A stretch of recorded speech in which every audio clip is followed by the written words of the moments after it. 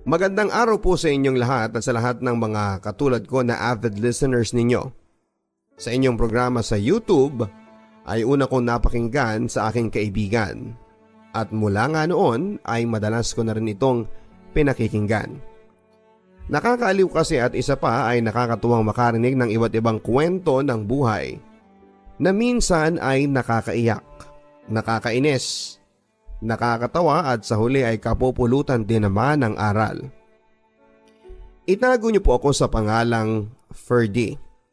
Lumaki po ako sa bayan ng Bulacan. Mahirap lamang kami papadudot pero hindi ko masyadong naranasang maging mahirap dahil ginawa naman ni nanay at ni tatay ang lahat ng kanilang makakaya para maibigay sa amin ang aming pangangailangan. Si nanay ay namasukang kasambahay sa isang mayabang pamilya na malapit sa amin. Stay out siya kaya sa gabi ay sa amin pa rin siya tumutuloy.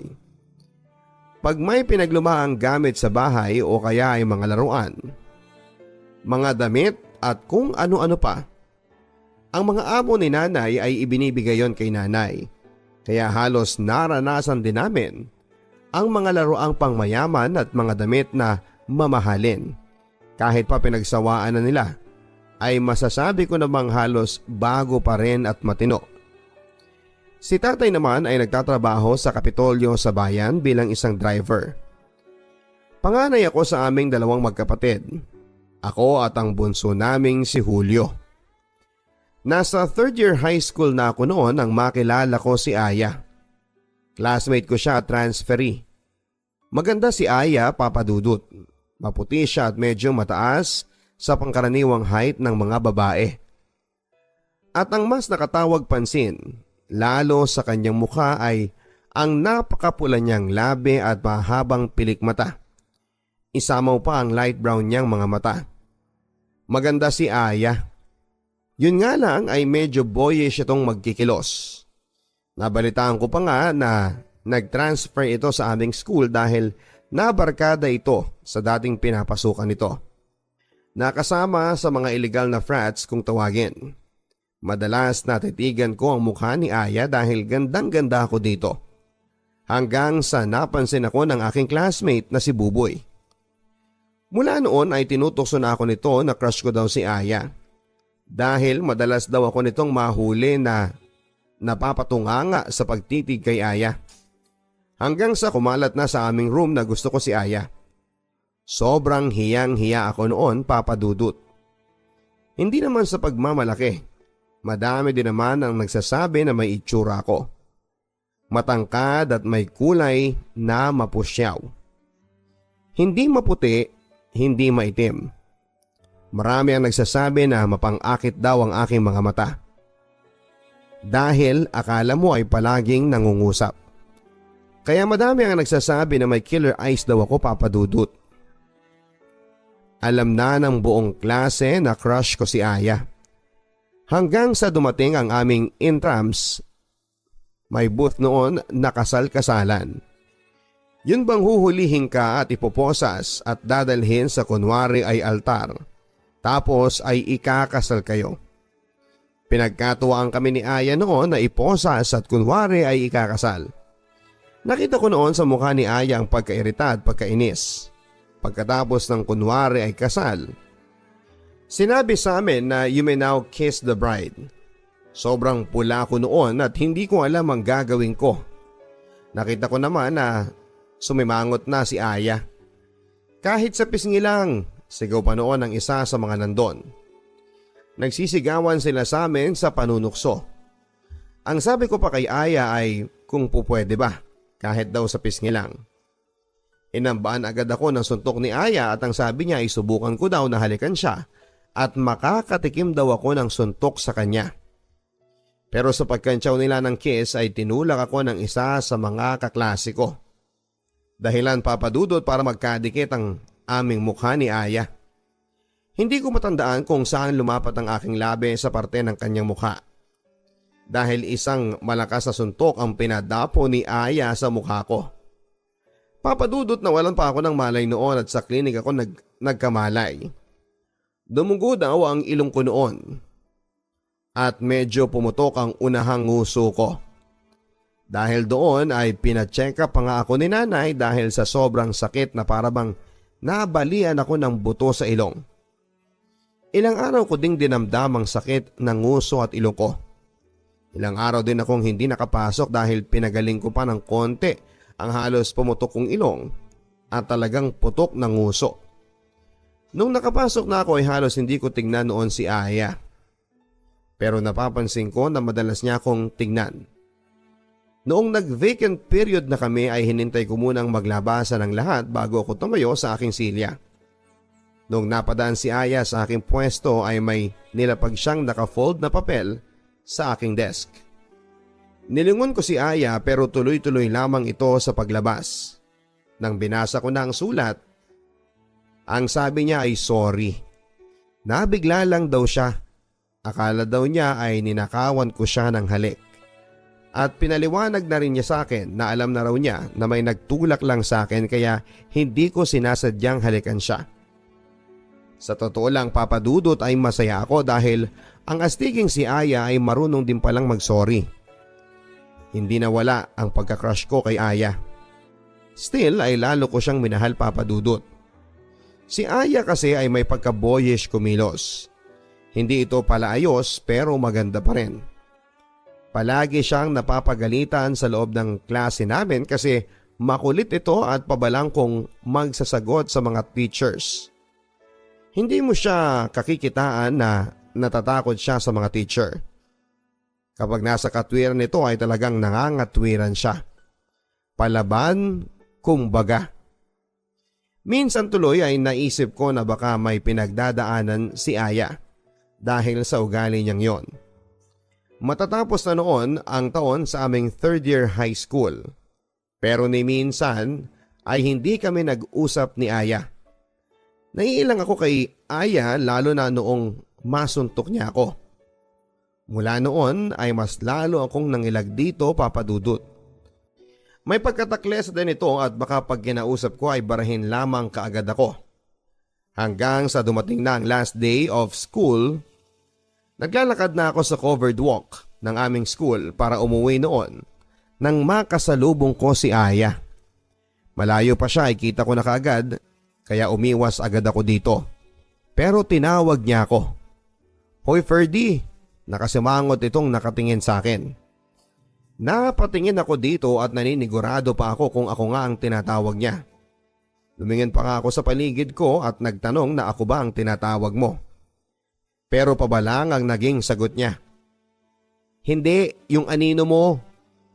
Siyempre ikaw, paismid na sabi niya. Napakamot ako sa aking ulo habang natatawa na lamang. Tinanong niya ako kung pauwi na ba ako at ang sagot ko naman ay oo. Ang sabi naman niya ay wag daw muna akong umuwi at samahan ko daw siya. Ayaw pa raw niyang umuwi dahil boring daw sa bahay nila.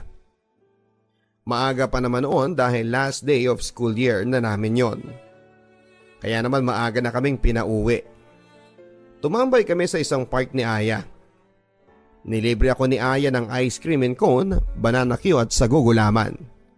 Hiyang-hiya ako noon at ang sabi ko ay ako na ang magbabayad pero nagagalit lang siya sa akin. At siya daw ang nagaya kaya siya daw ang bahala sa akin.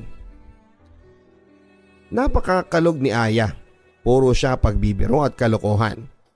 Ako naman ay parang napalagay na ang kalooban sa kanya. Tuwang-tuwa ako noon dahil natitigan ko na ng husto ang mukha niya habang nagsasalita ito at nagkukwento ng kung ano-ano. Sayang nga lang bakit kasi kung kailan last day of school year na. Saka pa nangyari nagkalapit kami ng loob ni Aya. Ang tagal kong hinintay at inasam-asam na kahit man lang ngitian sana ako ni Aya sa aming eskwelahan ay mangyari. Pero eto ngayon, kasama ko na si Aya sa isang romantic place na park. May kwekwentuhan kami at masayang nagtatawanan. Naiinis ako at nangihinayang kasi last day of school year na. 6:30 na noon ng hapon, malapit ng dumilim. Napatingin si Aya sa langit. Ang sabi ni Aya, gabi na, halika na, ihahatid na kita. Nanlaki ang mga mata ko papadudod dahil kalalaki kong tao ay ako pa ang ihahatid ni Aya. Ang sabi ko ay bakit kailangan ako ang ihatid niya. Dapat siya ang ihatid ko kasi babae ito at ako ang lalaki. Kung ihatid niya ako ay aabuti na ito ng gabi sa daanan sa pag-uwi niya. Pero nagalit lamang si Aya at kung hindi daw ako papayag na ihatid niya ako, ay baka masuntok lang daw niya ako. Ang sabi ko ay papayag ako na ihatid niya ako pero ihahatid ko din siya sa... Pumayag na rin si Aya dahil naging makulit na ako. Habang naglalakad kami ni Aya patungo sa sakayan, ang sabi sa akin ni Aya ay ganyan ba talaga ang mga mata mo? Ang sabi ko ay bakit? Kasi daw ay parang may magnet. Ha? Anong magnet? Papadudot alam ko ang ibig sabihin ni Aya pero kunwari ay hindi ko alam. Papadudot noon pa man ay marami ang nagsasabi sa akin na ang mga mata ko ay may taglay na mapang-akit lalo daw sa babae. Kasi parang palaging nangungusap ito. Hindi naman sa pagmamayabang papadudot pero simula pa nung elementarya, marami na ang nagkaka-crush sa akin. At isa ang mga mata ko sa mga nagugustuhan nila. Ang iba ay lantarang kong magsabi, ang iba naman ay nababalitaan ko na lang sa iba. Wala. Ang sabi na lang ni Aya. Hinatid ako ni Aya sa bahay at gusto ko sanang papasukin muna si Aya pero tumanggi na ito. Ipinasok ko lang ang aking bag sa loob at hinatid ko na rin si Aya sa kanila.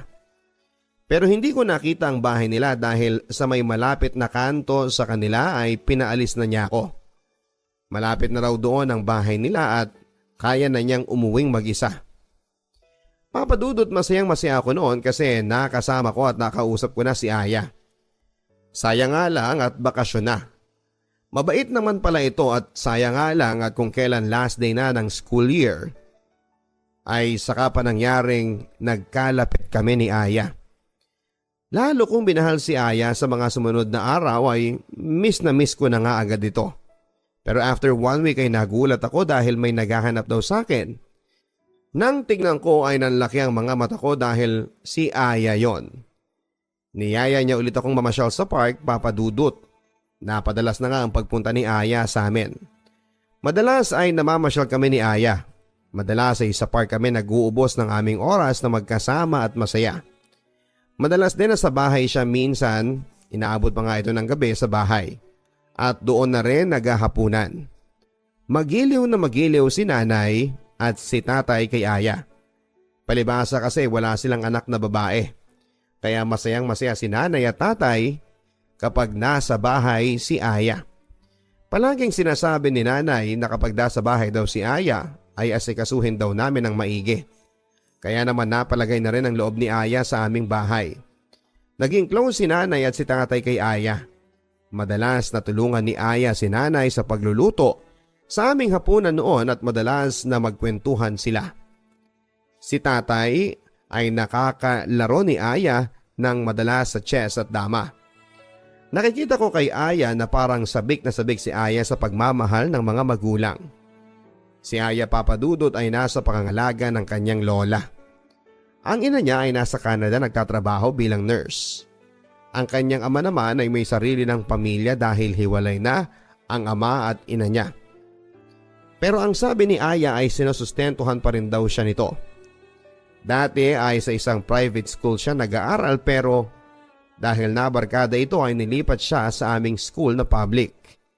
Yun daw ang punishment na ibinigay sa kanya ng kanyang lola. Masayang masaya ako noon papadudod kapag wala sa bahay si Aya ay panayang tukso sa akin ni tatay. Nang hina ko daw dahil hindi ko man lang maligawan si Aya. Ang sabi ko naman ay magkaibigan lang talaga kami ni Aya. Pero hindi naniniwala si tatay. Ang sabi ni tatay ay imposible daw na hindi ko man lang nagugustuhan si Aya dahil ang ganda-ganda raw nito. Ano daw ba ako? Bakla? Natatawa na lamang ako noon papadudod kung alam nga lang ni tatay na sobrang gustong gusto ko nang ipagtapat kay Aya na matagal ko na siyang gusto. Pero nag-aalinlangan ako dahil baka hindi niya ako gusto. At baka makaapekto pa yon sa aming pagiging magkaibigan. Nag 4th year high school na kami papadudot. Ilang beses kong pinagdasal na sana ay maging magkaklase kami ni Aya pero hindi nangyari yon. Pero okay lang kasi palagi kaming magkikita ni Aya kapag vacant period namin. At pag-uwian ay magkasabay kami palagi nito. Nabuo ang isang malalim na pagkakaibigan sa amin ni Aya. Marami tuloy ang nag-aakala na kami na ni Aya. Ang sabi ni Aya ay hayaan ko lang sila sa iisipin nila. Kapag may nagtanong daw kung kami na ay sabihin ko daw na oo para matigil sila sa kakatukso. Dahil lalo daw silang manunukso kapag sinabi namin na magkaibigan lang kami. Wala din kasing maniniwala. Kaya naman ang buong akala ng eskwelahan ay GF ko na si Aya at ganun din si Aya. Nakala nila ay boyfriend ako ni Aya. Pero ang totoo ay best friends lamang kami. Yun ang sabi ni Aya sa akin. Best friend daw niya ako. Sobra ako masayang masaya, Papa Dudut. Wala nang katapusan ang pagiging masaya ko dahil kahit na best friend lang kami ni Aya, ay para na rin kaming mag-boyfriend dahil palagi kaming magkasama. Kapag weekend ay palagi itong nasa bahay. Naipakilala na rin ako ni Aya sa kanyang lola at madalas din na isama ako ni Aya sa kanila. Ang sabi pa noon ng lola ni Aya ay palagi kong papayuhan si Aya na mag-aral ng mabuti. Ang sabi pa ng lola niya ay mula daw nang naging magkaibigan kami ay nag-aral na raw ito ng mabuti at tumaas na rin ang mga grado niya. Mas napabuti pa daw sa aming school na ito nag-aaral at naging magkaibigan kami. Malaki daw ang naging impluwensya ko sa kanyang apo kaya naman proud ako that time. Hanggang sa nakagraduate na kami ng 4th year high school, Papa Dudut. Bakasyon na noon. Nanonood kami ni Aya ng pelikula sa CD noon sa aming bahay. Nakaupo ko sa dulo ng sofa at nakahiga naman sa aking kandungan noon si Aya. Ang sabi ni Aya ay sa Maynila na raw siya mag-aaral ng college sa kursong nursing. Yun daw ang gusto ng mama niya kasi nurse din ito sa ibang bansa. Nabanggit na sa akin yun ni Aya. Nalungkot ako pero habang bakasyon ay sinulit ko naman ang mga araw na magkasama kami. Ferdy, magkakalayo na tayo kapag nag-aral na ako sa Maynila. Mamimiss kita, ang sabi nito na nakahiga pa rin sa aking kandungan at nakatuon ang paningin sa aming pinapanood. Ang sabi ko ay mamimiss ko din naman siya pero wala namang kaming magagawa. Siguro ay magsulatan na lamang kami kasi hindi pa naman uso ang cellphone sa mga panahon na yon. Meron na siguro pero yun na yung modelong malalaki pa noon. May mga kaya lang o mayayaman ang nakaka-afford. Ang sabi sa akin ni Aya ay kaibigan lang daw ba talaga ang nararamdaman ko sa kanya. Nagulat ako, Papa Dudut, at hindi kaagad ako nakakibo. Tumayo siya sa pagkakahiga sa aking kandungan at bigla niya akong hinalikan sa labi. Ang sabi ni Aya matagal na niya akong gusto. Pero hindi daw niya mabasa sa akin kung mahal ko din ba siya o talagang kaibigan lang o kapatid na babae ang turing ko sa kanya. Hindi ako makakibo ng oras na yon. Talagang nagulat ako sa revelasyong yon, Papa Dudut. Ilang segundo na nagtitigan lamang kami. Dahil hindi pa rin ako makapaniwala na hinalikan ako ni Aya. At nagtapat ito sa akin ng nararamdaman niya. Papa Dudut, walang tao sa aming bahay noon dahil nasa trabaho si nanay at si tatay naman at ang kapatid kong si Julio ay wala din noon at may lakad. Muli kong hinalikan si Aya. Mas maalab at mapusok sa edad namin 16 ay may nangyari sa amin, Papa Dudut. Si Aya ang aking first kiss. Si Aya din ang kauna-unahang babae na aking nakaisang katawan. Masasabi kong wala pa akong masyadong alam ng panahon na yon. Pero si Aya siyang naging mas mapusok noon. At masasabi ko din na hindi ako ang nakauna sa kanya. Alam ko yon dahil ramdam ko. Papa Dudut, ilang beses pa na naulit ang mga nangyayari sa amin. Lalo na kapag walang tao sa aming bahay. Naging officially na rin na kami ni Aya. Si Aya ang first girlfriend ko. At masasabi kong first love. Kaya naman naging masyadong malungkot ang araw na maghihiwalay na kami ni Aya. Ang araw na kailangan na niyang lumuwas para mag-aral sa Maynila. Papadudot, nag-iiyakan kami ni Aya. Sobrang lungkot ko noon dahil nasanay na kaming halos araw-araw kaming magkasama. At ngayon ay magkakalayo na kami. Ang sabi ni Aya ay papasyal na lang siya kapag weekend. Total ay malapit lang naman ang Bulacan sa Maynila. Papadudot, sa mga unang araw at linggo na hindi ko nakakasama si Aya ay sobrang lungkot ko. Dahil magkalayo na kami ni Aya. Mabuti na lamang at pasukan na at itinuong ko ang aking atensyon sa pag-aaral.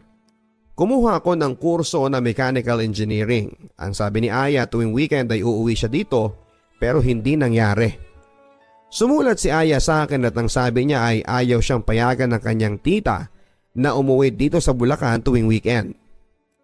Doon kasi siya nakatira sa tita niya habang nag-aaral. Pero nagbigay siya ng landline number at madalas nga papadudot na kapag weekend ay sa telepono na lamang kami madalas na mag-usap. Palagi ako nagtatabi ng extra money para may pantawag ako kay Aya sa mga payphone. Sa una ay okay naman ang aming communication, papadudot. Masaya at palagi kami nagkwekwentuhan ng mga nangyayari sa amin. Pero nang tumagal ay palagi nang wala si Aya kapag tatawag ako sa mga tita niya. Kesyo may lakad daw, nasa school, tulog, dumalas ng dumalas na hindi ko na siya nakakausap. At minsan ay naabutan ko siyang makausap ay parang wala pa ito sa mood. Puyat daw siya at wala pang tulog. Medyo naiinis na ako noon, papadudot, dahil noon nga lang kami nagkausap ay parang wala pa ito sa mood. Nasabi ko tuloy na siguro ay may bago na siyang ibang lalaking pinagkakaabalahan. Nagalit si Aya sa akin at puro daw ko hinala. Pati ang effort kong mag-ipon ng pera para may pangtawag sa kanya every weekend ay naisumbat ko pa sa kanya. Na kesyo hindi ako nakauna sa kanya. Alam kong hindi ako nakauna sa kanya, papadudot, kahit na first time ko yon. Kaya ang sabi ko ay kung sino-sino sigurong lalaki ang nagdadaan sa kanya. Na hindi ko siya kailanman mapagkakatiwalaan. Umiyak lang nang umiyak si Aya at binagsakan niya ako ng telepono. Papadudot, nang maibaba naming pareho ang telepono ay inis na inis ako, pero after lang ng ilang minuto na nakatayo ako sa gilid ng payphone na yon ay bigla akong nakonsensya at bigla ay sising-sisi ako kung bakit ko ba nasabi ang mga bagay na yon kay Aya. Muli kong tinawagan si Aya pero pinsan na nito ang sumagot ng telepono at ang sabi ay wala daw doon si Aya. Alam ko na sobra kong nasaktan si Aya. Sa katunayan ay gusto kong pukpukin ang ulo ko. Sising-sisi ako kung bakit ko nagawa ang mga bagay na yon. Mula nga noon, papadudot, ay hindi ko na nakausap si Aya. Tuwing sinusubukan ko siyang tawagan ay hindi na niya ako kinakausap. Umiiyak ako palagi sa gabi bago matulog. Oo, lalaki ako. Pero sobra akong nasasaktan sa kinahantungan ng aming relasyon. Naging masyado akong matabil ng mga panahon na yon. Sana pala ay kinimkim ko na lamang ang selos at inunawa ko si Aya. Papadudot, halos 4 na buwan akong sumubok gumawa ng paraan para makausap ko si Aya. Pero lagi akong bigo. Hanggang sa napagod na ako at sinuko ko na si Aya.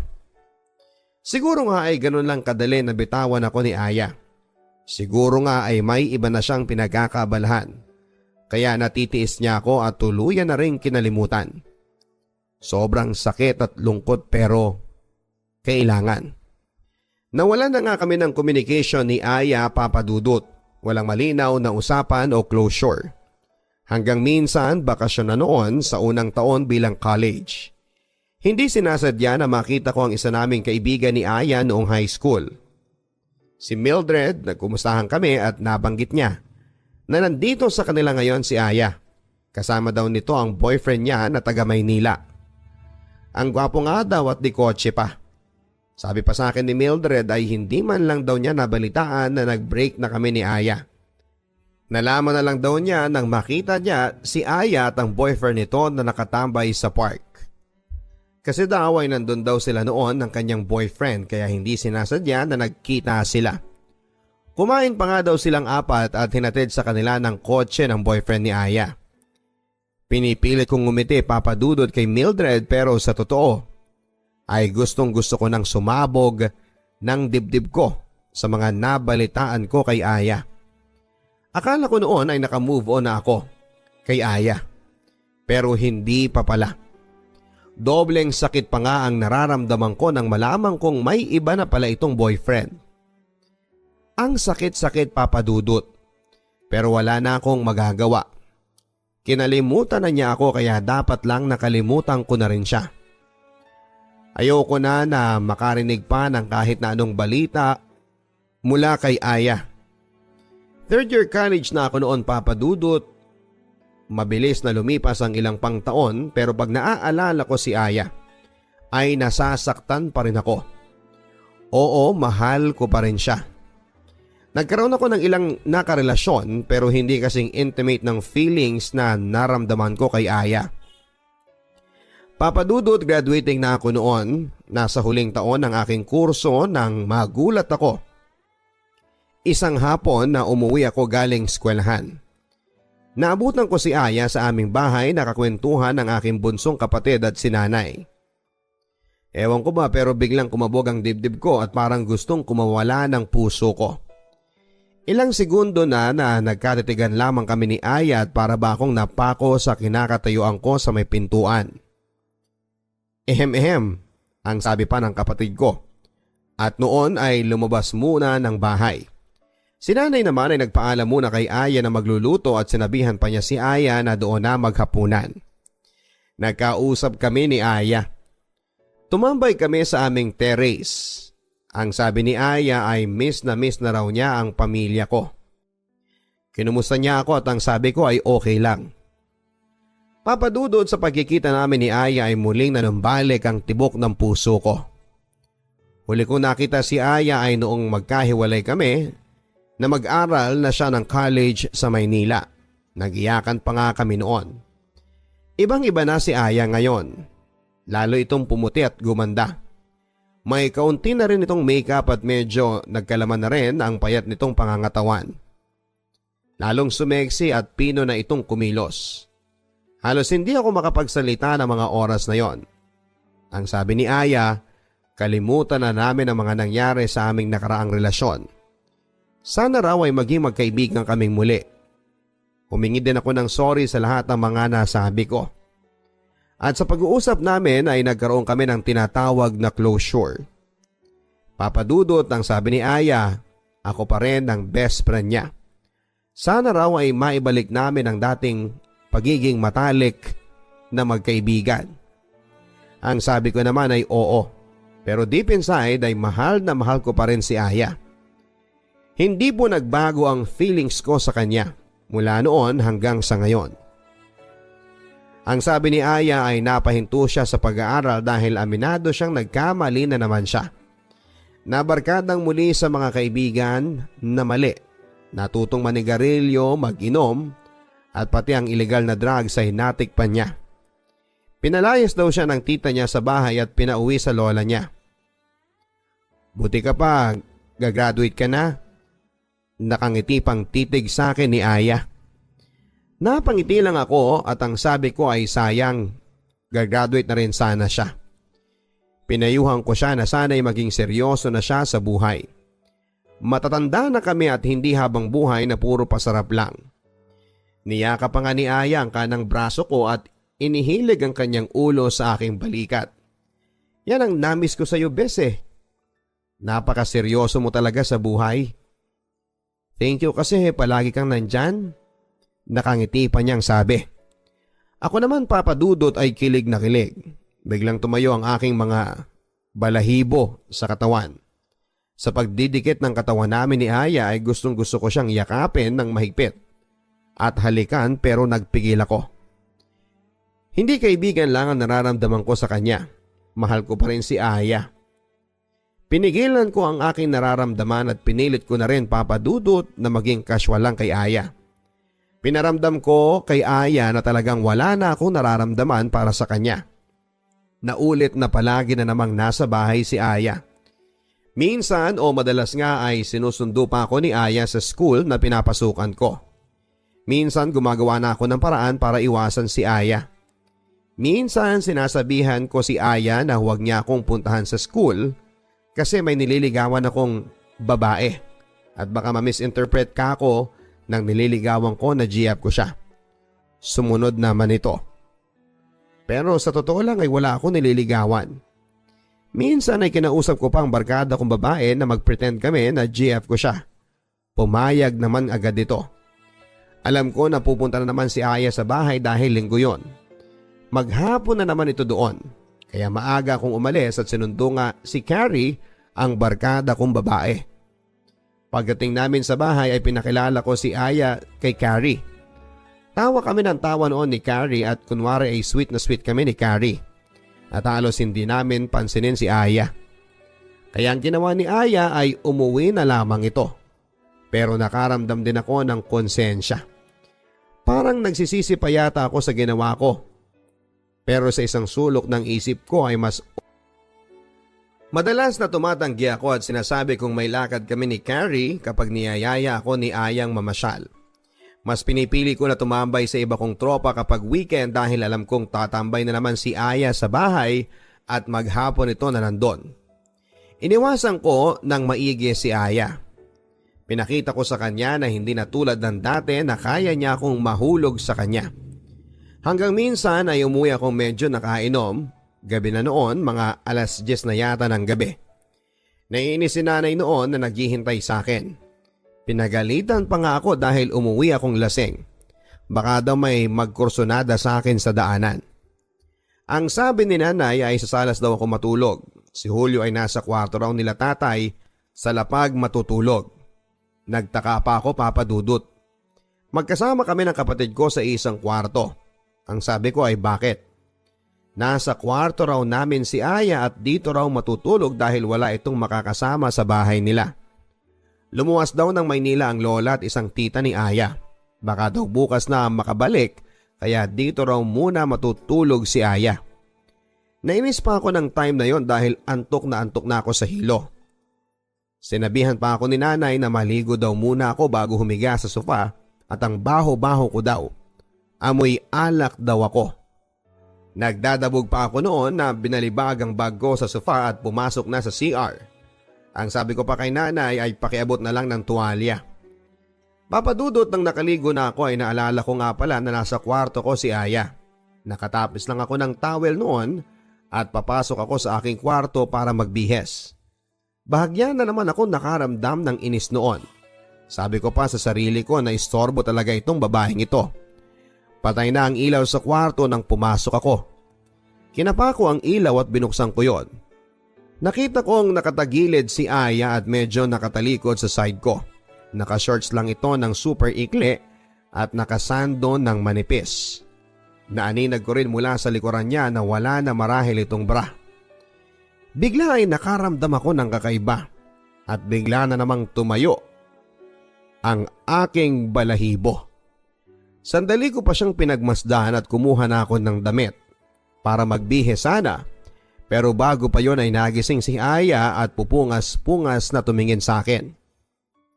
Tumihaya si Aya at naaninag ko ang kanyang dibdib na walang panloob. Napansin niya tayo ni Aya pero imbes na takpan niya ito ay bumangon ito at itinaas ang kanyang damit. Ang sabi ni Aya ay alam daw niyang miss na miss ko na ang mga yon. Papadudod hindi na ako nakapagpigil pa. Muli ay may nangyari. Naulit yon, Papa Dudut. Madalas at sa pagkakataong yon ay masasabi kong mas naging mapusok si Aya. Siya palagi ang nagyayaya at mas gusto niya na kung saan kaming sulok ng bahay.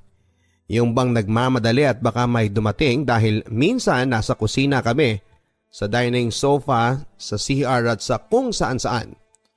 Naging kami muli ni Aya, Papa Dudut. Magmula nang maging kami ulit ay madalas nang makita ko si Aya na naninigarilyo sa harapan ko. Nung una ay pinapagalitan ko siya. Ako nga kalalaki kong tao ay hindi ko natutunan ng magsigarilyo, siya pang babae. Pero kalaunan ay hindi ko na rin ito napigilan pa at wala akong nagawa. Papa Dudut, sinabi ko kay Aya na hindi nagbago ang pagtingin ko sa kanya mula noong una ko siyang nakita noong 3rd year high school pa lamang kami. Hanggang ngayon ay lalo ko siyang minahal. Inamin ko rin na gusto ko siyang iwasan noon dahil ayoko nang masaktan niyang muli. At inamin ko rin na hindi talaga kami ni Carrie na pinalabas ko lang yon. Pero ngayon sa bandang huli ay kami rin pala ulit. Naging masaya kaming muli, Papa Dudut. Tulad noon ay dobleng saya ang naramdaman ko kay Aya. Maliban nga lang sa naging bisyo na nga niya ang pag-i-smoke at paminsan-minsan ay pag-iinom. Minsan ay nagawa namin na one-on-one kami sa pag-iinom ni Aya. Siya pa ang nagyaya. Kesa sa iba ang makainuman niya ay ako na lang, at least ay boyfriend niya ako. At alam kong mas safe siya pag ako ang kasama niya. Hanggang sa nakagraduate na ako, kinausap ako ng mama at lola ni Aya na piliting bumalik sa pag-aaral si Aya. Ayaw na kasing bumalik ni Aya sa pag-aaral. Naging kontento ito na palaging nakabuntot sa akin at halos sa bahay na namin nakatira. Alam na rin ng mga pamilya ni Aya na boyfriend niya ako. Pero ang naging kondisyon ni Aya ay papayag siyang bumalik sa pag-aaral basta't magkasama or makakasama niya ako sa Maynila. Papa Dudut, ipinasok ako ng tita ni Aya sa isang kumpanya na may kinalaman sa pagde-develop ng mga parts at piyesa ng mga mamahaling sasakyan. Nagsama kami sa isang bahay ni Aya. Ako ay nagtatrabaho at si Aya naman ay nag-aaral. Alam yon ng aming pamilya. Si Aya ang may gusto na magsama na kami. Hindi naman tumutol ang pamilya ni Aya at ito ang gusto ni Aya. At para sundin niya rin ang gusto nila na ipagpatuloy ang pag-aaral niya. Palagi kong pinapayuhan si Aya na mag-aral ng mabuti at magseryoso na sa buhay niya. Iwasan ang mga bisyo at higit sa lahat ay masasamang barkada at masamang impluwensya. Ang sabi ko ay hindi na kami bumabata, Papa Dudut. Ang sabi ko pa kay Aya kapag nakaipon na ako ay pakakasalang ko na siya. Kapag pareho na kaming kumikita ay pagtutulungan naming ipatayo ang bahay na gusto niya. Magsasama kami hanggang sa tumanda na kami. Madalas din namin na pag-isipan kung ilan ang magiging anak namin. Sobrang saya namin ni Aya sa mga unang buwan na nag-aaral na siya at ako naman ay nagtatrabaho. Naging busy kami pareho ni Aya. Siya sa pag-aaral at ako naman ay sa pagtatrabaho. Mabilis naman akong natuto sa aking trabaho, Papa Dudut. Kaya mabilis din ang pag-angat ng aking posisyon. Kaya masayang masaya ako at gusto ko na hindi na ma-disappoint sa akin ang mga boss ko. Kaya lalo ko pang sinipagan at pinag-igihan, Papa Dudut. Pero sa pagiging busy ko sa pagtatrabaho ay unti-unti na rin palang nagiging magkalayo kami ni Aya. Hindi namin pinaghahanapan ng isa't isa pero minsan ay tinatawagan ako ni Aya. Oo nga pala, uso na ang cellphone ang time na yon. Pareho na kaming may cellphone ni Aya. Ang sabi niya ay hindi siya uuwi dahil may group activity raw sila at mag-overnight daw siya sa isa sa mga kaklase niya. Kanina raw ay umuwi siya sa aming bahay para kumuha ng damit. Gabi na ako nang nakauwi ng araw na yon at okay lang sa akin yon, Papa Dudut. Pero nang matutulog na ako ay biglang nagkaroon ako ng kutob. Naalala ko na minsan na akong niloko ni Aya. Pumasok din sa isipan ko na masyadong mahilig si Aya. Naisip ko rin na hindi ako ang nakauna sa kanya sa mura naming edad. Ang mga bisyo ni Aya at ang paulit-ulit na pagluloko ni Aya sa pag-aaral. Hindi ko alam, Papa Dudut, pero kung may woman instinct, maaari din siguro na may man instinct. Mula noon ay binantayan ko ang kilos ni Aya. Malambing pa rin naman ito sa akin hanggang minsan ay naikwento ko sa aking kaibigan na si Marlon ang problema ko kay Aya. At nabanggit niya na mag-hire daw ako ng private investigator. Ang tsuhin daw niya ay ito ang trabaho, kaya naman nirecommend niya ito sa akin. Papa Dudut, tama nga ako sa aking hinala. May kinakalokohan na namang ibang lalaki si Aya.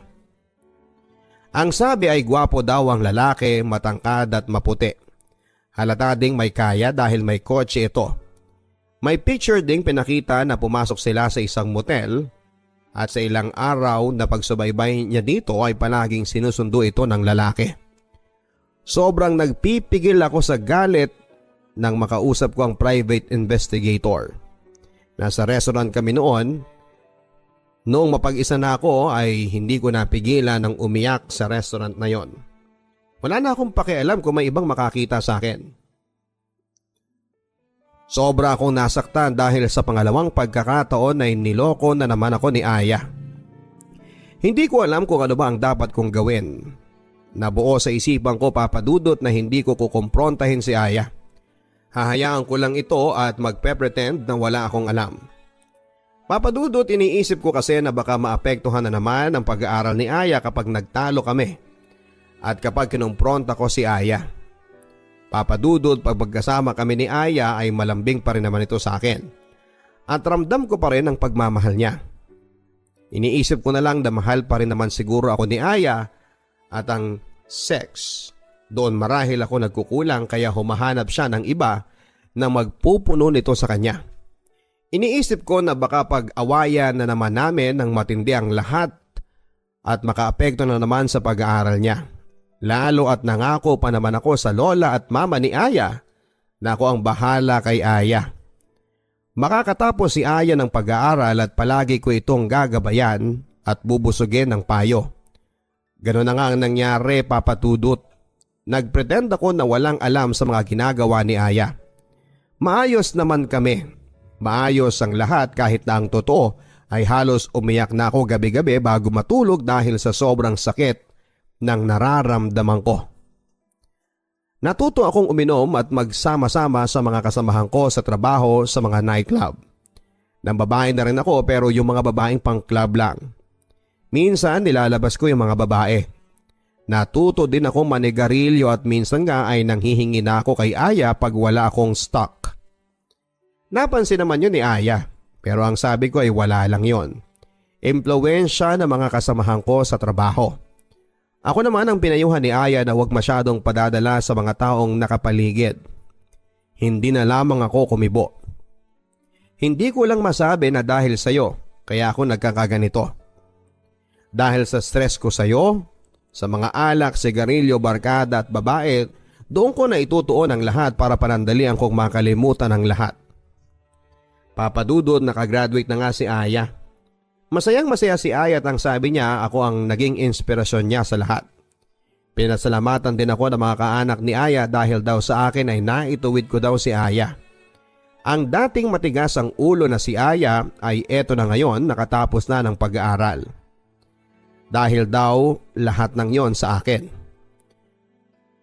Papa Dudut, dahil sa tuwa ng mama ni Aya at lola niya ay kinausap nila kami ni Aya na magpakasal na raw kami kahit na civil wedding lang muna.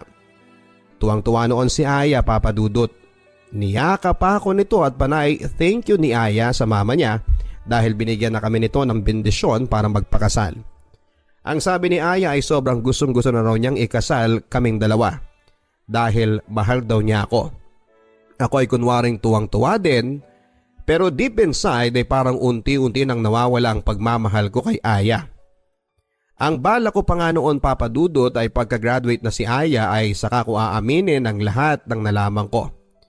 Nahinayaan ko lang siya dahil kapakanan niya pa rin ang iniisip ko. Buong buhay ko ay kay Aya umikot ang halos lahat sa akin. Lahat ng first time ko. Unang pagmamahal. Pero nakakapagod din pala. Pagpaulit-ulit ka nitong nasasaktan. Papa Dudut, hindi ko alam pero naikasal pa rin kami ni Aya sa civil wedding. Gustong-gusto kong tumanggi, Papa Dudut, pero tinalo ko ng hiya sa mga kaanak ni Aya. Lalo na sa mama at lola ni Aya at masigit sa lahat. Lalo pa ang ama ni Aya na kinausap pa ako ng masinsinan bago. Sobrang taas ng tiwala nila sa akin. Halos isang banga nila ako sa pagpapasalamat dahil inakay ko daw sa tamang landa si Aya. Nang mga panahon na yon, wala silang lahat sa tabi ni Aya para gabayan ito. Ako at ang pamilya ko ang naging sandalan nito at napabuti nga si Aya. Mataas ang tingin nila sa akin, Papa Dudut, kaya hindi na ako nakatanggi pa sa pagpapakasal kay Aya. Tinulungan kami ng papa at mama ni Aya para makabili ng house and lot sa amin sa Bulacan. Suportado nila kami. Ibinigay din sa akin ng papa niya ang pinaglumaan nitong old model ng kotse para daw may magamit kami at hindi nagko-commute. Sa paglipas ng ilang buwan na magkasama kami ni Aya, ay tuluyan na ngang parang bula na nawala ang feelings ko kay Aya. Nag-volunteer nurse si Aya sa isang ospital sa Maynila at ako naman ay mas lalong naging busy sa aking trabaho. Nagkaroon kami ng kanya-kanyang buhay at mas lalong nawalan kami ng time sa isa't isa. Kapag nagkakaroon naman kami ng time ay ramdam ko pa rin ang pagiging malambing ni Aya sa akin. At naging mas masikaso ito sa akin. Hindi ko nakakakitaan o naringgad man lang siya ng pagreklamo sa malamig na pakikitungo ko dito at sa hindi ko pagsiping sa kanya. Hindi ko alam, Papa Dudut, pero napakahirap na para sa akin na pakitunguhan siya. Alam kong ramdam na rin ni Aya yon, pero wala akong naririnig na reklamo mula sa kanya. Papa Dudut, sa totoo lang ay may nakilala akong babae na bago kong pinagkakaabalahan. Walang iba kung hindi si Lorna. Nakilala ko siya dahil isa sila sa mga supplier sa aming kumpanya. Nang minsan mag-promote sila ng product sa aming company, si Lorna ay matangkad na babae, maputi ito at may hanggang bewang na buhok. Pangmodelo ang kanyang katawan, Papa Dudut. In short ay sexy siya. Minsan ay tinetext ko si Lorna. Ibinigay kasi ni Lorna sa akin ang personal number niya in case of any question daw sa kanilang product. Lumabas kami at kumain. Ang sabi niya ay dalaga pa rin siya at walang boyfriend. Sa totoo lang, Papa Dudut, ay nalabat first sight ako sa kanya dahil maganda ito. Niligawan ko si Lorna at hindi naman ito nagpakipot, Papa Dudut. That time na nagtapat ako dito ay agad na sinagot na rin niya ako. Ang sabi niya ay no need na magpakipot pa, lalo at pareho naman kami ng feelings. Kay Lorna ko na ibuhos ang lahat ng aking pagmamahal. After a month ng paglabas-labas namin ay may nangyari na sa amin. Nagulat ako dahil ako ang nauna sa pagkababae niya. Nagsorry ako at ang sabi niya ay hindi ko alam na berhen pa pala siya. Ang sabi ni Lorna ay sobrang mahal na mahal niya ako. Kaya ay iniingatan niya at pinangako niya sa sarili niyang ibibigay lang niya sa taong pakakasalan niya. Ay naialay na rin niya sa akin. Papa Dudut, hindi alam ni Lorna na kasal na ako kay Aya. Ang alam niya ay bed spacer lang ako sa Maynila at taga Bulacan. Si Lorna naman ay tubong taga Sampaloc, Manila. Nakaramdam ako ng kurot sa aking konsensya dahil sa pagsisinungaling ko dito na binata pa ako. Mahal na mahal ko na rin si Lorna. Minsan nga ay naiisip ko na hiwalayan na ng tuluyan si Aya para kay Lorna. Pero iniisip ko ang sasabihin ng pamilya ni Aya. Naging napakabait nila sa akin. Isa pa ay parang nakaramdam din ako ng awa para kay Aya. Napakabait din sa akin ni Aya at ramdam ko pa rin na mahal niya pa rin ako. At lalo pa nang ikasal kami. Hanggang minsan na pinag-drive ako ng kasamahan ko sa trabaho para isingit ang pagpapacheck up niya sa ospital na pinagvo-volunteeran ni Aya. Habang waiting pa ang kasama ko na tawagin ng doktor ay pinuntahan ko si Aya kung saan siya naka-duty na nurse station. Nagulat ako dahil ang sabi ay naka-off daw siya samantalang mas maaga pa siyang umalis sa akin kanina sa bahay. Nagduda na naman ako. Hanggang sa pabalik na kami sa trabaho ay malalim kong iniisip na baka may iba na namang kinakalokohan si Aya. Kailangan ko ulit ng serbisyo ng tiyuhin ni Marlon na isang private investigator. Kapag napatunayan ko na totoo uli ang hinala ko ay hihiwalayan ko na talaga si Aya. Sa pagkakataong yun ay hindi na ako nasasaktan kundi may halong excitement dahil at last ay magkakaroon na ng katuparan na maging malaya kami ni Lorna. Nagplano na nga ako sa isip ko na kapag naghiwalay kami ni Aya ay aaminin ko na kay Lorna ang lahat. Magpa-file ako ng annulment at pakakasalan ko si Lorna. Papadudot ilang araw o week na pagsubaybay sa kanya. 2 beses itong nakuhanan na pumasok sa magkaibang hotel na may kasamang magkaiba ring lalaki. Bukod pa ang minsang sumama ito sa bahay ng isa niyang kasamahang lalaki na nurse sa bahay nito. Nakakagulat, Papa Dudut. Galit na galit ako. Hindi dahil sa selos, kundi dahil sa pag-aalala kay Aya. Bakit nagagawa niya ang mga ganong bagay? Mabuti at hindi nabubuntis si Aya. Lahat ng ebidensya ay nilabas ko, pati na rin ang una na pinaimbestigahan ko siya. Sinadya kong umuwi ng maaga. Gabi na nang umuwi si Aya, agad itong humalik sa aking pisngi. Nagreklamo pa ito na traffic daw at sobrang pagod niya. Hindi na lamang ako nagsalita noon. Nasa sala ako noon nanonood ng TV. Pagkahalik niya sa akin ay agad siyang pumasok sa aming kwarto. Sinadya kong ipatong lang ang 2 envelope na naglalaman ng mga ebidensya tungkol sa kanya. Ilang minuto ang nakalipas pero tahimik pa rin at wala akong naririnig na kahit na ano sa loob ng kwarto. Hindi na ako nakapaghintay kaya pumasok na ako sa aming silid. Naabutan ko si Aya na umiiyak habang nakaupo sa aming kama. Nakatulala ito. Nagtitigang kami ni Aya, Papa Dudut. Hindi ko alam pero imbes na galit ang maramdaman ko kay Aya ay awa. Pulang-pulang mata nito na parang nagmamakaawa sa pagtingin sa akin. Nanginginig ang kamay niya habang nagtatangka siyang hawakan ang mga kamay ko pero tinatabig ko yon. Papa Dudut, gustong gusto kong pakawalan sa bibig ko ang salitang, Aya, ayoko na. Maghiwalay na tayo dahil niloloko mo ako ng maraming beses na. Pero natatakot ako. Hindi ko alam kung bakit pero naaawa ako kay Aya. Pero sa isip ko ay dapat bang kaawaan ng ganon?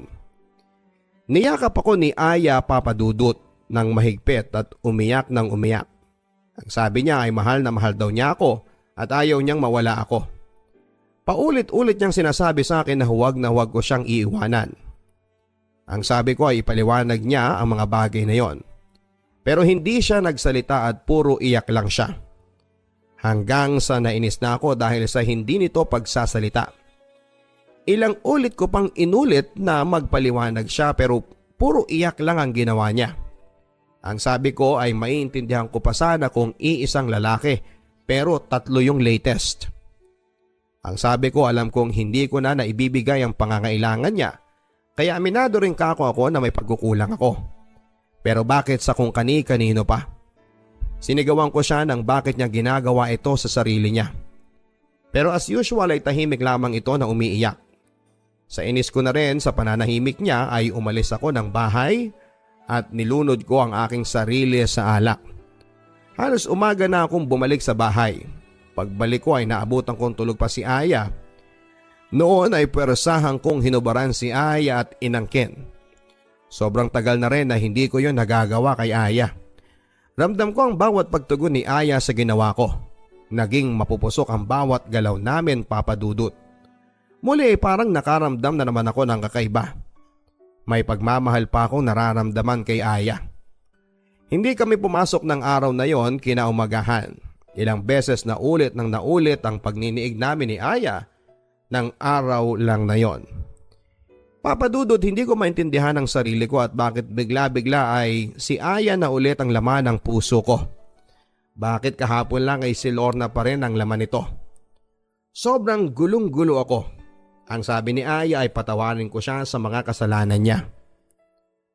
Sobrang mahal na mahal niya ako at lumuhod pa nga ito sa akin at umiyak. Sobrang pinakita niyang sising-sisi siya. Ang sabi ni Aya ay sa sex lang daw kaya niya pinatulan ng mga yon. Pero ang puso niya ay sa akin lang hanggang mamatay siya.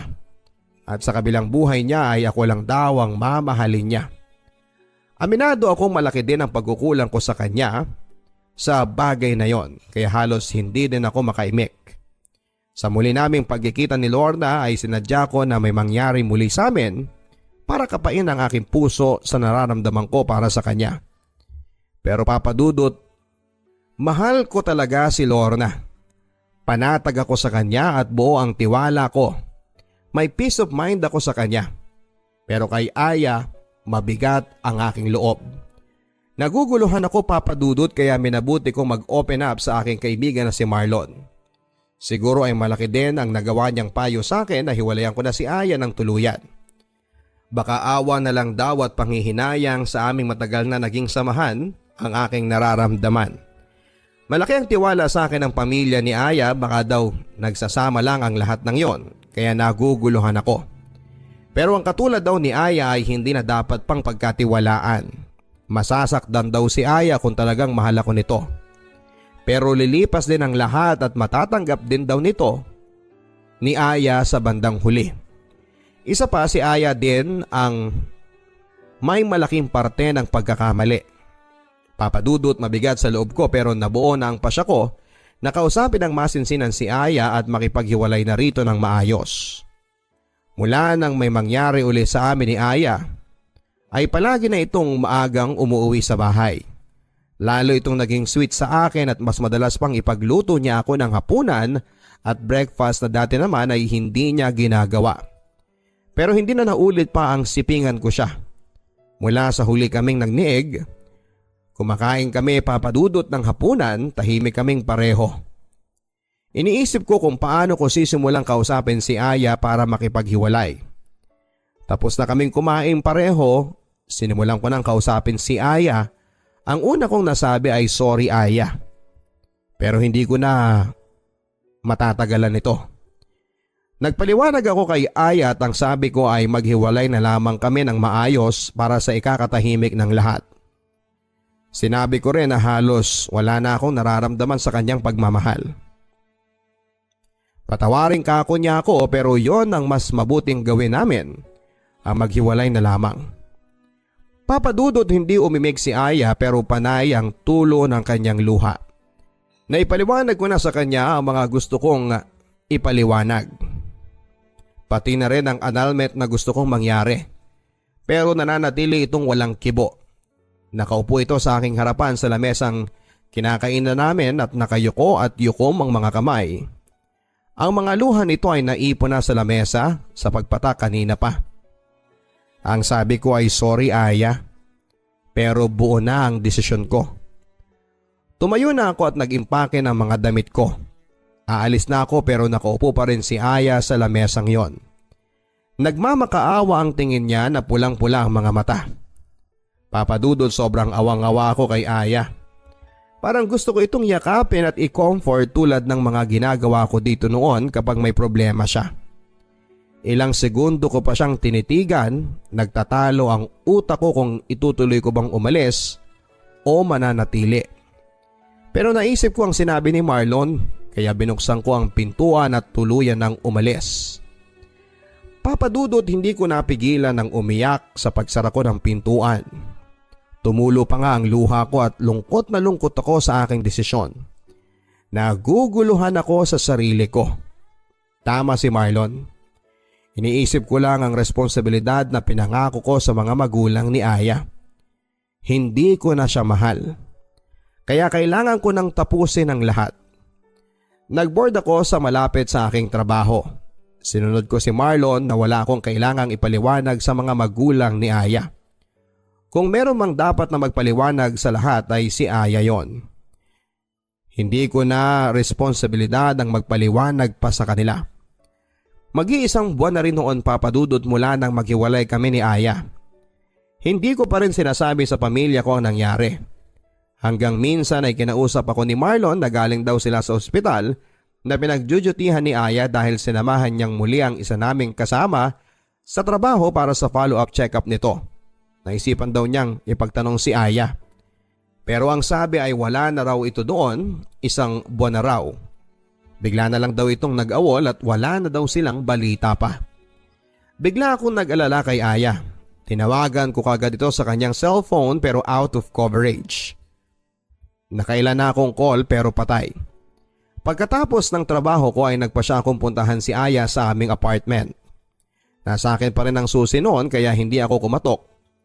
Binuksan ko nang wala siyang kaalam-alam. Sobrang kalat ng buong bahay, puro bote ng alak at upos ng sigarilyo sa salas at kusina ay tambak pa na hugasin. Binuksan ko ang aming kwarto at naabutan kong nakatulala si Aya. Nakaupo ito sa kama at nakatitig sa pader.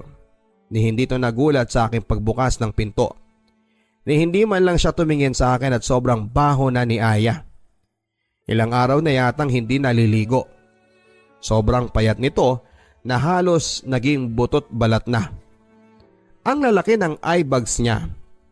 Nang tumingin ako sa paligid ay saka ko nalaman na gumagamit na naman pala siya ng pinagbabawal na gamot. Ang buo naming kwarto ay puno ng kalat, mga bote ng alak yon, upos ng sigarilyo at maraming damit, pinagkainan at mga parapernalya na ipinagbabawal na gamot.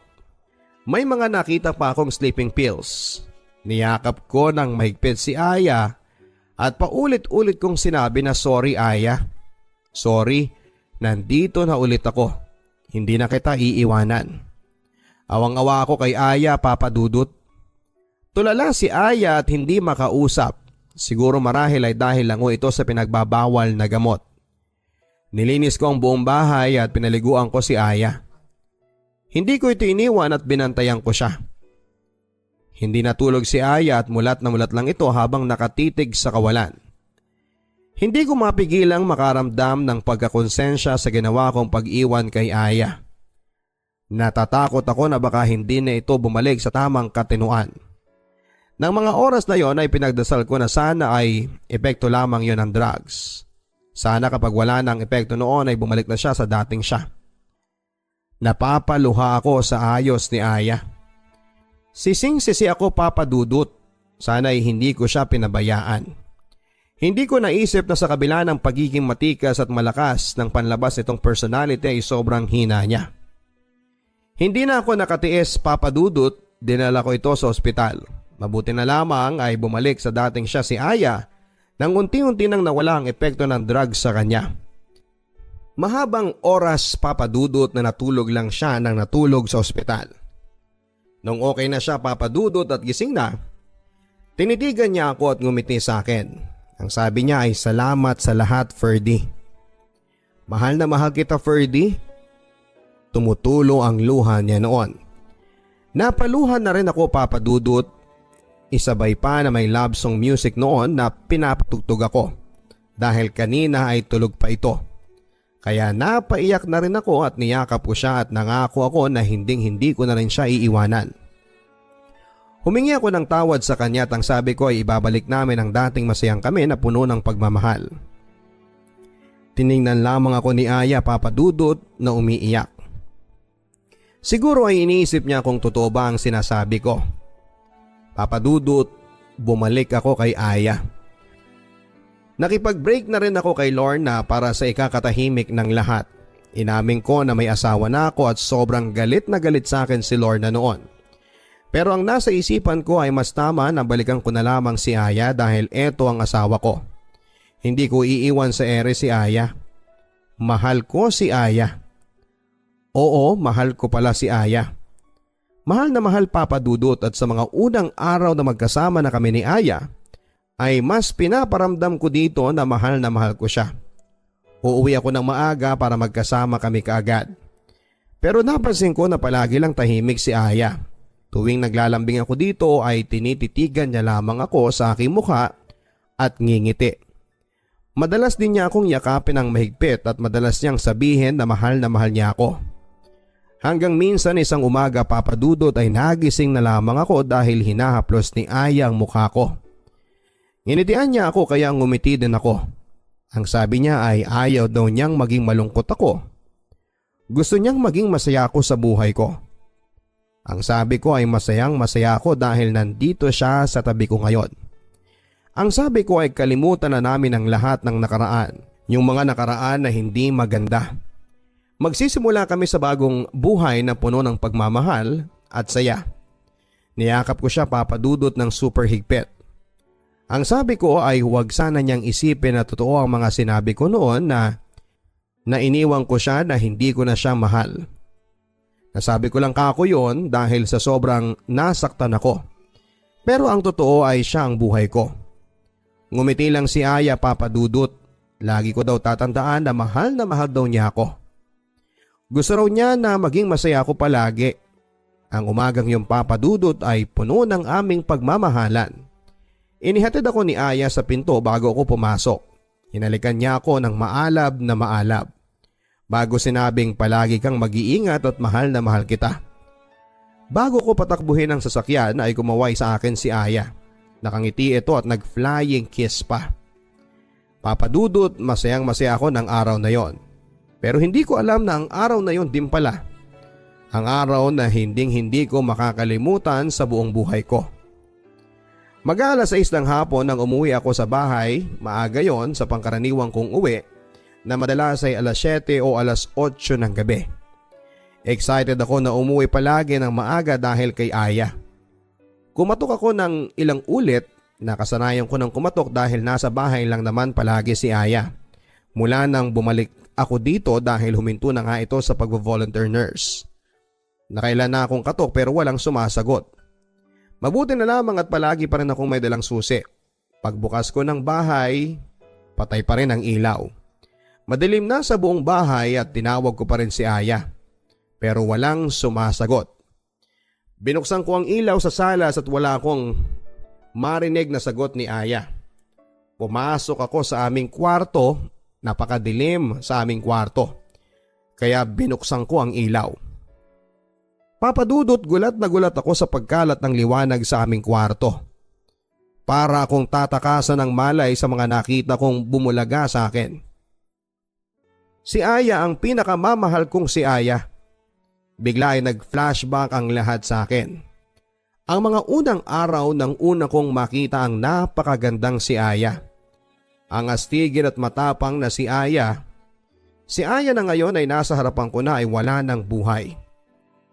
Nagbigti si Aya gamit ang lubid sa aming sampayan sa likod ng bahay. Isinabit niya ito sa natutuklap ng kisame sa aming kwarto. Papadudot, halos mawala na ako ng malay at takasan ng bait. Hindi ko alam kung iiyak ba ako o sisigaw at halos suminto ang tibok ng puso ko sa nakikita ko sa aking harapan. Hindi ko alam na kaya itong gawin ni Aya. Maayos na kami, papadudot, pero bakit niya pa ginawa ito? Nanginginig ang buong katawan ko noon at halos hindi ako makagalaw. Papadudot, nag-iwan ng sulat si Aya sa ibabaw ng aking unan at ang sabi niya ay patawarin ko siya sa lahat ng mga naidulot niyang sakit sa akin. Mahal na mahal daw niya ako at magiging tunay na malaya na raw ako dahil kailanman ay hindi niya ginustong ikulong ako sa buhay niya. Ang sabi pa niya ay alam daw niya na may bago na akong minahal. Kaya gusto raw niyang maging masaya ako. Nagpapasalamat din siya sa akin at sa pamilya ko sa lahat ng ginawa ko, papadudot. Inaamin din niya sa sulat niya na may sakit siyang nymphomaniac kung saan ay may abnormal na pagkakahilig sa sex o hindi makontrol na pagkahilig sa sex. Hindi daw niya ginusto yon pero minsan o madalas na hindi niya makontrol ang sarili niya. Kaya nakikipagtalik siya kung kani-kanino. Hindi daw niya ito maipagtapat sa akin dahil natatakot siyang iwan ko siya. Madaming ibinilin sa akin si Aya. Mas magiging masaya daw siya sa kabilang buhay kung magiging masaya ako. Nag-iwan din siya ng sulat para sa kanyang lola at mama. Puro paghingi yun ng tawad at pasasalamat. At ang pagsasabi din na kahit matigas daw ang ulo niya ay mahal na mahal niya sila. Papadudot ng mga oras na yon ay iyak ako ng iyak. Sobrang sakit at lungkot ang nararamdaman ko. Sana noon pa man ay pinagtapat na sa akin ni Aya ang kondisyon niya. Mas maiintindihan ko sana si Aya at tinulungan ko sana siya na intindihin at magpatingin sa espesyalista tungkol dito. Wala po akong alam sa sakit na tinutukoy ni Aya, pero nabasa ko sa Google na may treatment at medication naman sa ganong klase ng sakit. Pero wala na akong magagawa dahil wala na siya. Huli na ang lahat. Sana pala ay inintindi ko siya. At hindi ako nagpadalos-dalos sa iniisip kung baka malandi si Aya at mahilig sa lalaki. Sana mas nanaig sa akin ang pagmamahal niyang ipinakita sa akin para mag-obserba sa kanya. Sana pinilit ko siyang magpaliwanag sa akin tungkol sa mga natuklasan ko. Sana hindi ko siya sinigawan at sinabihan ng kung ano-ano. Bagkos ay inintindi ko sana siya. Pero hanggang puro sana lang ako. Papa Dudut, ngayon ay 39 years old na ako. 14 years na po ang nakakalipas mula nang iwan ako ni Aya. Sa ngayon ay kasal na kami ni Lorna at may 2 anak na lalaki at babae. At pareho na po kami nagtatrabaho ni Lorna sa Dubai. Nabuntis ko pala si Lorna noong iwan ko siya. Mabuti na lamang po at nag-cross muli ang aming landas pagkatapos ng 2 taon na iniwan ko siya. Pinaliwanag ko po sa kanya at ikinuwento ang lahat ng nangyari. Nag-try po ako noon na hanapin si Lorna pero wala na siya noon sa trabaho at lumipat na rin sila ng bahay sa Sampaloc noon. Kaya natagalan bago ulit kami nag-cruise ng landas. Sa ngayon ay alam kong masayang masaya si Aya kung saan man siya naroon. Dahil masaya na rin ako ngayon sa buhay ko. Sa susunod ay gusto ko ring isulat ang love story namin ni Lorna sa inyo, Papa Dudut. Hanggang dito na lamang po at sana ay kapulutan ng aral ang kwento ng una kong pag-ibig. More power po sa inyong programa. Lubos na gumagalang, Ferdy. Mga kaibigan, kung nagustuhan po ninyo ang kwento ni Ferdy, huwag kalimutan na i-share ang video na ito. Mag-post din ang mga comments niyo tungkol sa kwento ni Ferdy. Gusto niyo ba na magkaroon ng second part ang kanyang storya sa kwento nila ni Lorna? Huwag kalimutan na i-post at mag-comment po. Huwag din kalimutang pindutin ang notification bell para updated kayo sa mga bagong post ng inyong Papa Dudut. Hanggang sa muli mga kaibigan, ako po ang inyong si Papa Dudut dito sa Papa Dudut Stories, exclusive on YouTube. Ang buhay ay mahiwaga, laging may lungkot at saya. Dear Papa Dudut, gusto ko lamang pong ilahad ang kwento ng aking buhay na masalimuot. Bakit kaya ang buhay ay sobrang unfair? Kung sino pa yung tunay na nagmamahal ay siya pa yung laging iniiwan at niloloko. Itago nyo na lamang po ako sa pangalang JM Papa Dudut.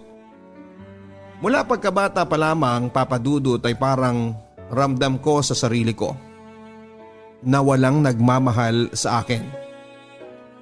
Ang papa ko ay lasenggo at tuwing umuuwi galing sa inuman ay lagi niyang sinasaktan ng mama ko. Napagbubuhatan po niya ng kamay palagi si mama. At sa tuwing nakikita ko po ang mga ganong pangyayari, Papa Dudut, ay sobrang nasasaktan ako. Sana ako na lang yung saktan ni Papa at huwag na lamang si Mama. Yun ang palagi kong sinasambi tuwing sinasaktan po niya si Mama. Wala akong magawa, Papa Dudut, at minsan nga, Papa Dudut, mga kapatid ko ay nagsasawa na rin sila sa papa ko. Kasi laging nalalasing siya pagkagaling niya sa bukid. Tinatanong ko nga, Papa Dudut, kung bakit siya pa ang naging tatay namin. Habang nag-aaral ako sa elementarya, marami din ang nagkaka-crush sa akin kasi may itsura daw po ako. Maputi kasi ako, Papa Dudut, at mapungay ang aking mga mata. At laging nangungusap kapag tumititig sa iba. Kapag may mga okasyon sa school namin, Papa Dudut, ay lagi akong kasali noon sa mga dance competition.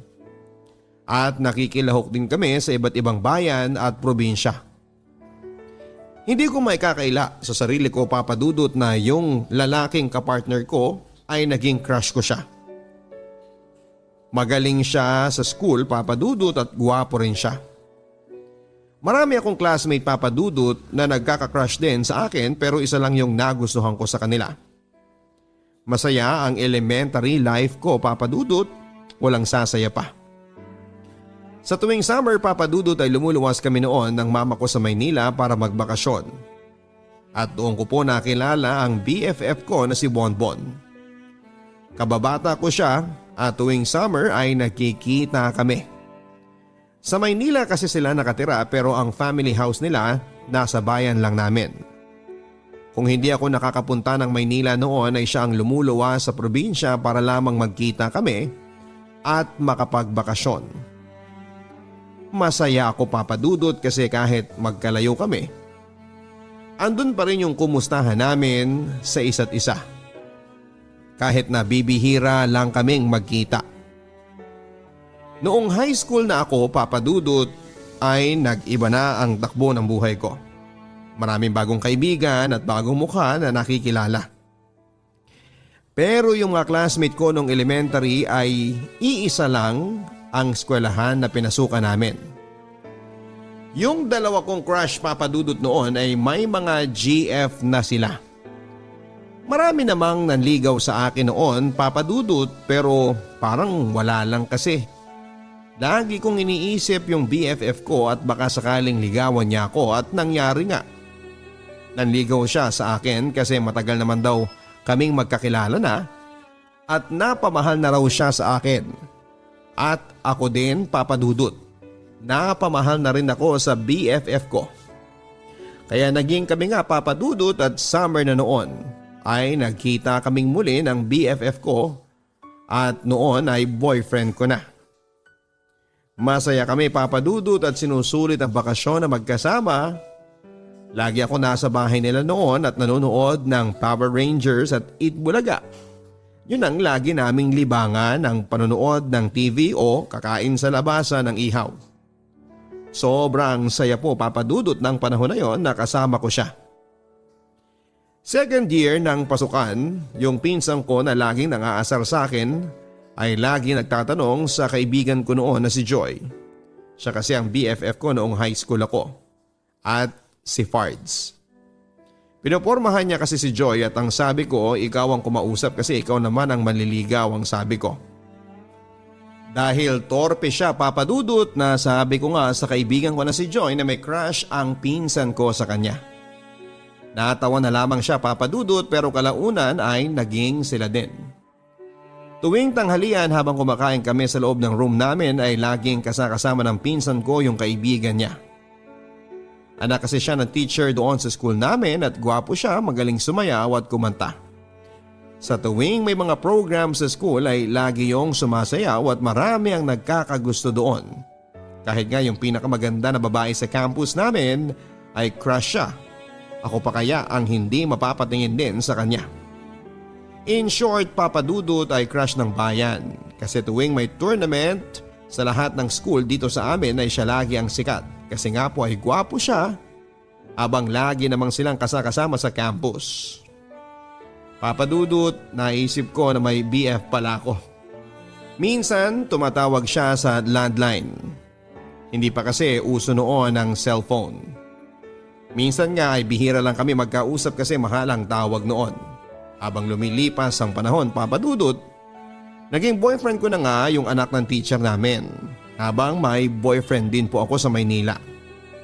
Napakasama ako Papa Dudut kasi dalawa ang boyfriend ko ng panahon na yon at napagsabay ko sila.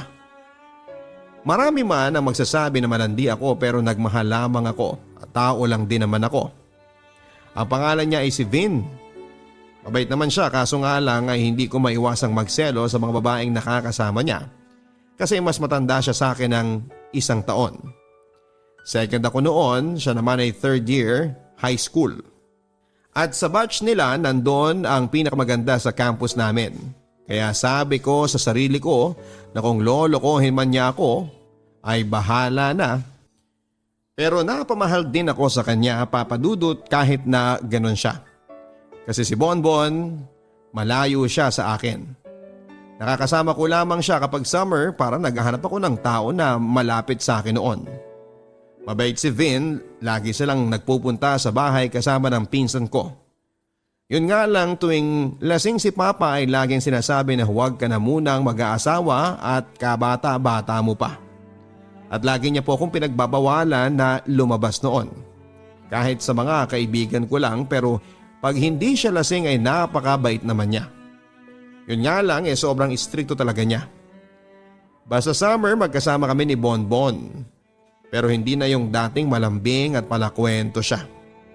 Pero okay lang sa akin yun Papa Dudut basta umuwi pa rin siya pag summer at nagkikita kami.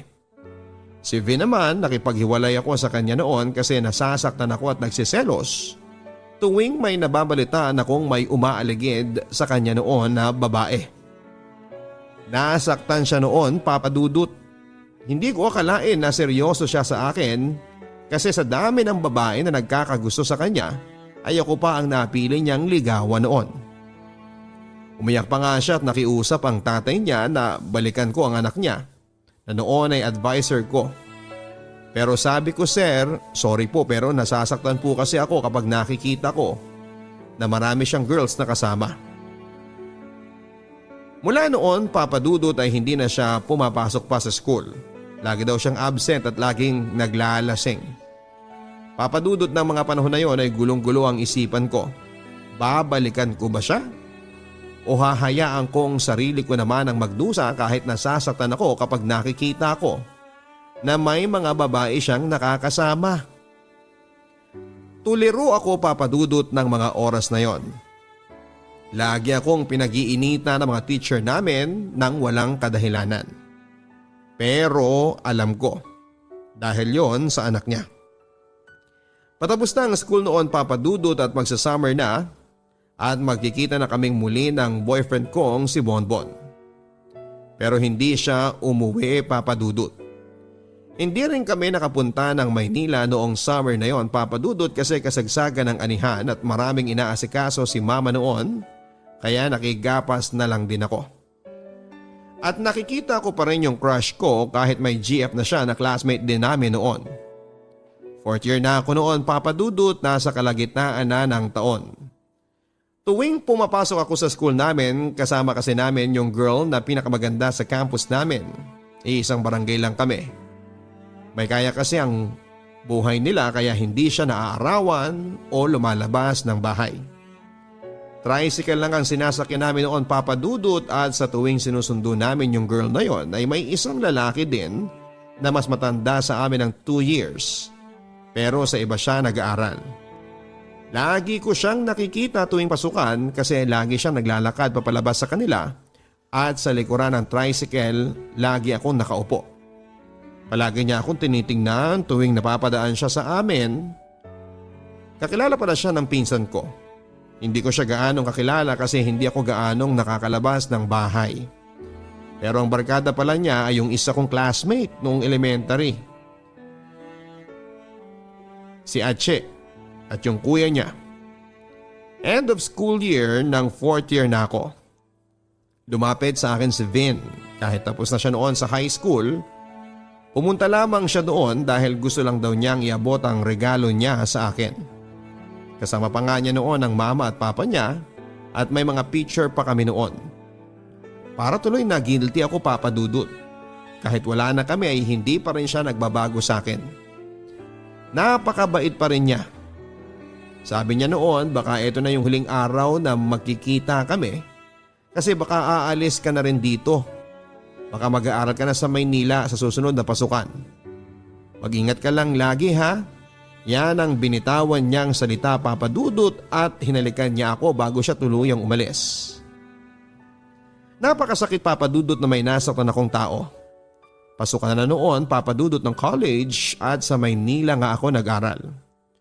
Tumira ako sa kapatid ko doon at kapitbahay lang namin sina Bonbon sa Maynila. Hindi ko siya nakikita noon, Papa Dudut, kasi hindi yon palalabas ng bahay. Taong bahay lang siya tulad ko. Nakita ko yung kapatid niya at ang sabi niya, andito ka pala, ate. Andyan ba ang kuya mo? Oo, ate, doon lang sa kwarto niya, laging nagkukulong. Alam ba niya na nandito ako sa Maynila na? Ang alam ko, oo ate, alam niya kaso hindi siya umiime kapag tinatanong namin siya. Gusto ko siyang puntahan sa kanila pero ayaw niyang lumabas, sabi ng kapatid niya. Alam ko naman, Papa Dudut, na may kasalanan ako sa kanya at deserve ko yon. Kahit na hindi niya ako kausapin. May tindahan kasi ang kapatid ko noon at doon sila bumibili.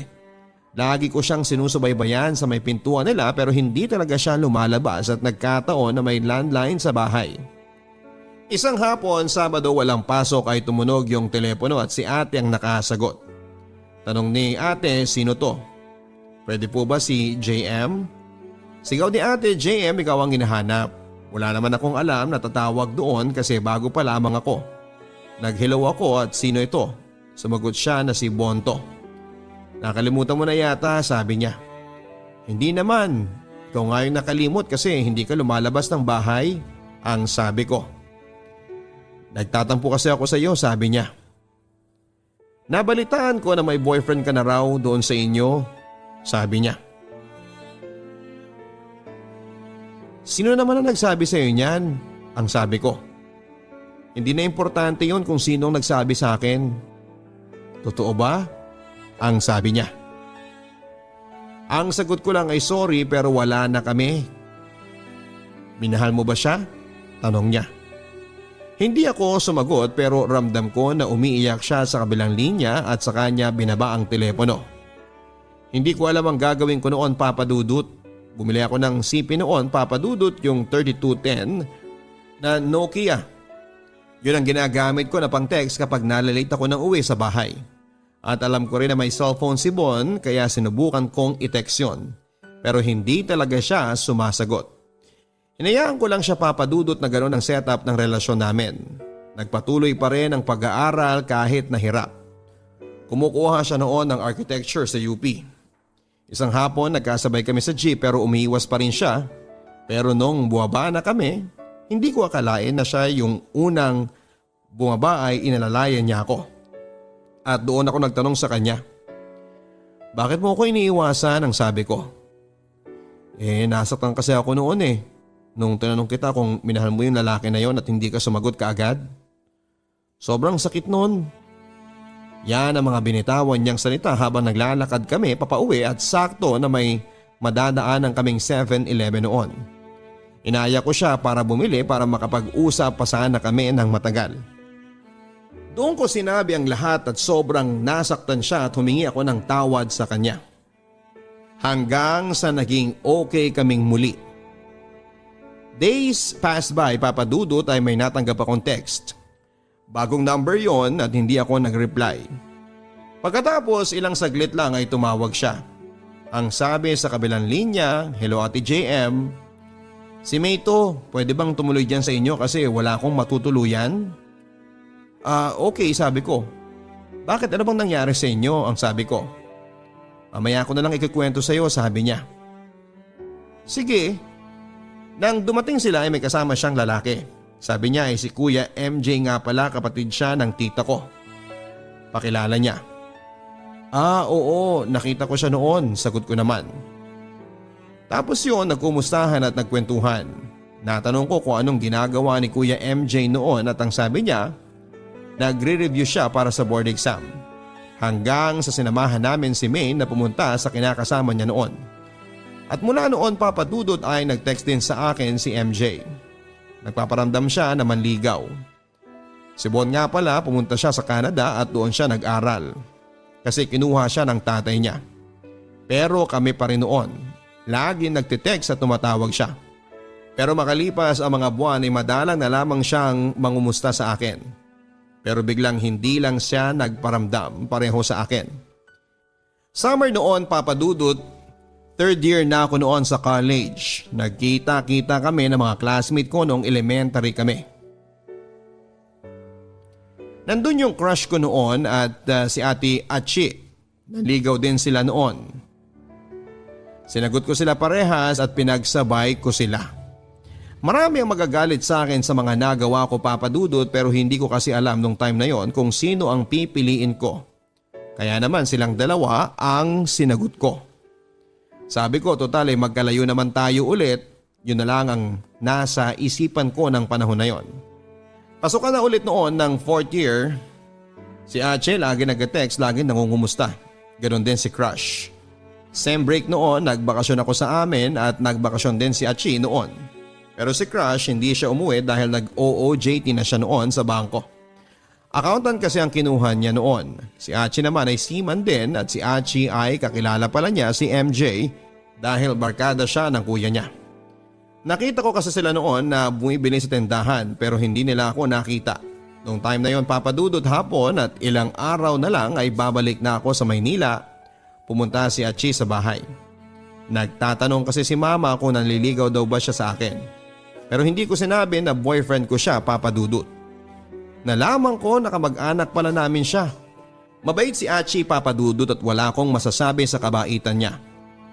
Noong sinabi ko sa kanya yon na hindi ko siya maaring maging boyfriend kasi nga ay magkamag-anak pala kami, ay umiyak siya. Umiyak siya, Papa Dudut, lumuhod siya sa harapan ko para magmakaawa na huwag ko daw siyang hiwalayan. Pero yun ang tama, Papa Dudut. Mahirap at hindi po pwede. Ang huling salita na binitawan niya ay mahal na mahal kita. Papakawalan kita dahil mahal kita at sana'y mahanap mo ang lalaki na tunay na magmamahal sa iyo tulad ng ginawa ko sa iyo. Yan ang mga binitawan niyang salita, Papa Dudut, na humihikbi papalayo sa akin. Habang papalayo siya ay parang nadudurog ang puso ko. Nakasakit na naman ako ng damdamin ng ibang tao. At yun nga, Papa Dudut, umuwi siya at nalaman ko na nagtanong daw ang mga kaibigan at kapatid niya na bakit siya umiiyak. At yun nga, sinabi niya na nag-break na nga daw kami. At andun din pala si Kuya MJ ng oras na nagpakalasing daw si Achi. Makalipas ng ilang araw, Papa Dudut, ay bumalik na ako ng Maynila at back to school na naman. Wala na talaga akong balita pa kay Bon, kahit yung crush ko. Makalipas ang ilang araw ay nag-text si Kuya MJ, parang gusto niyang manligaw at nagpaparamdam siya lagi. Pinuntahan niya ako sa school noon at lumabas kami at kumain. Doon siya nagtapat sa akin at sinagot ko naman siya. Mabait siya at maalaga siyang tao. Palaging nagtitext siya pag may time siya kasi nag-review daw siya noon. Masaya siyang kausap. Saglit lang ang relasyon namin noon kasi bigla din siyang hindi nagparamdam. Lumipas ang panahon at nakapag-asawa na ako at masaya naman ang pagsasama namin ng asawa ko. Nabalitaan ni Vin na kinasal na ako. Ganon din yung crush ko at pinuntahan pa nga niya ako sa bahay noon para kumustahin ako at ang biro nga niya, kung ako sana ang nakatuluyan mo, sana wala ka din sa atin, yun ang sabi niya. Isa na kasi siyang ganap na manager sa isang bangko sa Maynila at si Achi naman ay may pamilya na rin. Dahil sa hirap ng buhay ay nagpasya po akong mag-ibang bansa para matustusan ang pangangailangan ng pamilya ko, Papa Dudut. At kinuha ko rin ang asawa ko noon sa abroad pero makalipas ng ilang taon ay nagpa siyang umuwi ng Pilipinas ang asawa ko. Pumayag naman ako. Makalipas ang isang taon ay nalaman ko na may babae ang asawa ko. Para po akong pinagsakluban ng langit at lupa ng panahon na yon, Papa Dudut. Pero hindi ko pinaalam sa kanila na alam ko na may kinakasama na ang asawa ko sa Pilipinas. Ang ginawa ko, nagtrabaho ako ng nagtrabaho. Isang araw nagkita kami ng pinsan ko na nag-aya sa akin na may kakatagpuin daw siya na classmate niya. Hindi ko alam na si MJ pala yon. Nabigla ako, Papa Dudut, hindi ako umiime kasi wala akong masabi. Nagkwentuhan sila at nakikinig lamang ako hanggang sa mag-uwian na kami. May nag-friend request sa akin si MJ. Tinanggap ko naman at doon ako nagsimulang magtanong, Papa Dudut, sa kanya kung bakit bigla siyang hindi nagparamdam sa akin noon. Ang sabi niya ay na-hold up daw siya kaya ayun, nawalan siya ng contact sa akin. At doon na nga, Papa Dudut, nagsimula muli ang relasyon namin kahit alam kong bawal at kasalanan sa Diyos ang nagawa namin. Wala, Papa Dudut, na naig yung pagmamahal kesa yung sasabihin ng ibang tao. At hindi lang yan, Papa Dudut, bigla ring nagparamdam si Bon. Nabalitaan niya na hiwalay na kami ng asawa ko at hinihintay ko lang din yung annulment ko noon. Sabi niya ay willing daw siyang kunin ako sa Canada. Minsan napapatanong ako sa sarili ko kung kailan komplikado ang lahat ay doon naman nagpaparamdam sa akin ng mga taong matagal ko nang nakalimutan. At ngayon ay pareho na po kaming anal ni MJ. May pagpapatuloy na po namin yung pag-ibig na naudlot. At eto po, may bagong pamilya na kami ngayon. Hindi mo aakalain na pinagtagpo muli kami ng tadhana. Hanggang dito na lamang and God bless. JM.